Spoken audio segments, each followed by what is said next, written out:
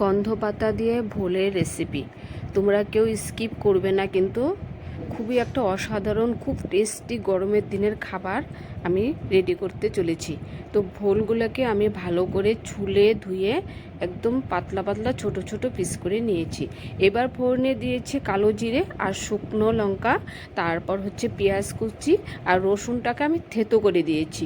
এবার কি করব, পেঁয়াজ রসুনটাকে ভালো করে কড়াইতে ভেজে নেব। সব সময় কিন্তু মাছ মাংস খেতে ভালো লাগে না, গরমের দিনে কিন্তু একটু আলাদা ধরনের সবজি রেসিপি খেতে কিন্তু সবাই ভালোবাসে।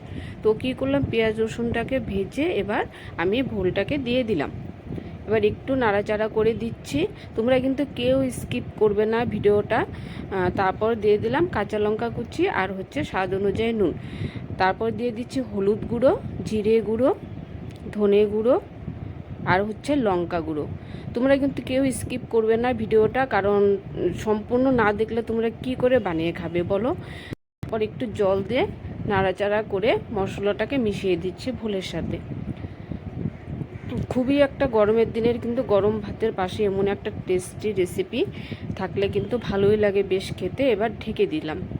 তো আমাদের বাড়িতে গন্ধপাতা গাছ হয়েছে, এই দেখো কি সুন্দর। এই ছোট ছোট গন্ধপাতাগুলো খেতে কিন্তু খুব টেস্টি। তার মধ্যে এটা বাড়ির কতগুলো আছে না, বড় বড় পাতা পানের মতো হয়, এটা গন্ধটা কম থাকে আর কি।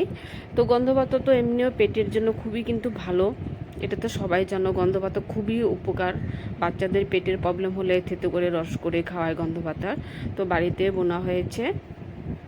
প্রচণ্ড গরম পড়েছে, সকালে একটু বৃষ্টি হলো, আবার একটু মেঘলা মেঘলা আছে, কিন্তু গরমটা প্রচণ্ড আছে।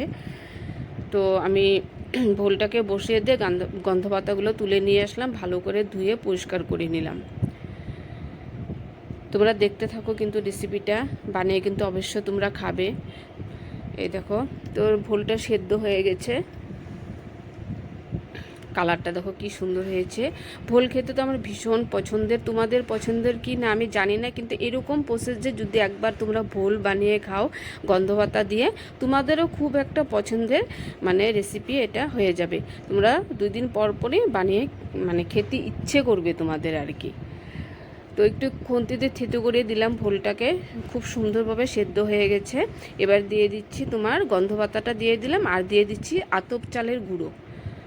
এটাতে একটু আতপ চালের গুঁড়ো দিলে খেতে আরও ভালো লাগবে রেসিপিটা। এবার একটু হালকা করে নাড়াচাড়া করে দিচ্ছি। গন্ধপাতা খেতে কিন্তু সবাই ভালোবাসে, এটা বাটাও খায়, বড়াও খায়। অনেকে গন্ধপাতা বেটে কিন্তু আবার মাছের ঝোলও করা যায়, ছোট ছোট লোকাল মাছগুলো যা আছে সেইগুলো কিন্তু মাছের ঝোলও করা যায়, খেতে কিন্তু ভালো লাগে। দেখো আমার কিন্তু রেসিপিটা খুবই কম সময়ে খুব তাড়াতাড়ি হয়ে গেল। এটা তোমরা সকালের গরম ভাত দিয়েও খেতে পারবে, রুটি দিয়েও খেতে পারবে, লুচি দিয়েও খেতে পারবে, এতটাই টেস্টি এই রেসিপিটা। দেখো দেখতে কি সুন্দর লাগছে। রেসিপিটা যদি তোমাদের ভালো লাগে কমেন্ট করবে, লাইক করবে, শেয়ার করবে, আমার আইডিটাকে ফলো করে দিবে, তাহলে তোমরা নিত্য নতুন ঘরোয়া রান্নাগুলো দেখতে পারবে। তো কেমন লাগলো, তোমরা সবাই ভালো থাকবে, সুস্থ থাকবে, সবাইকে টাটা।